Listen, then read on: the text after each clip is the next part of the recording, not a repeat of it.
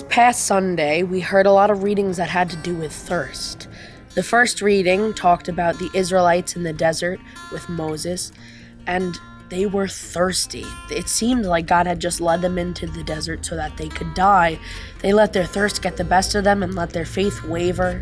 But luckily, Moses, with God's help, got them some water that came out of a rock in the middle of the desert, miraculous water that saved them. Then we heard about Jesus meeting the Samaritan woman at the well in the gospel reading, and he asked her for a drink. Now, normally Jews and Samaritans wouldn't even speak to each other, but Jesus is going and asking this woman he doesn't know, this Samaritan at the well, if she'll give him a drink from the well. And she's kind of taken aback by it. And they continue to have a conversation, and Jesus tells her that the water that she gives him, you'll be thirsty again after drinking that. But the water that he has, you'll never thirst again once you drink it. So what is this thirst in our lives? The thirst is essentially referring to the deepest desires of our hearts. A lot of times we feel like unfulfilled with the things that we're doing in this world, and we can't figure out what we're missing, when in fact what we're missing is God, our faith.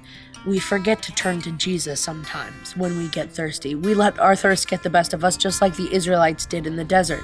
But we need to remember that we just need to let our faith be greater than our thirst, so that he can come to us and give us his living water, so that our desires of our heart can be fulfilled by Jesus. He's the only one that can fill those desires. Things of this world are only going to quench our thirst for so long, like the water of the woman at the well. But things of God, when we turn to Jesus and we turn to God, he's going to quench our thirst for the long haul. So you've probably heard at least somebody tell you that by the time you're thirsty, you're already dehydrated, by the time you feel thirsty.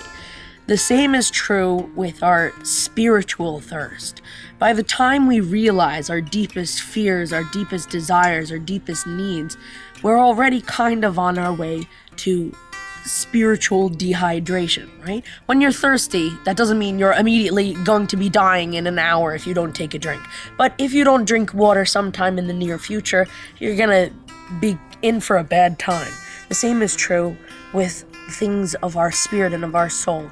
If we don't soon, after realizing we're spiritually thirsty for Jesus, if we don't soon find a fix for that and go to Jesus and try to find the water that will quench that thirst, we're going to be on our way to spiritual destruction. So as soon as you realize that, turn to Jesus and ask for his life-giving water. So this Lent especially, I challenge you to try to find those things in your life that are making you spiritually thirsty, that your soul is longing for, and figure out how you can live your life to turn to Jesus to get that thirst-quenching water, to let him fill your life with all the good things that he has to offer so that you'll never be thirsty again. See you next week.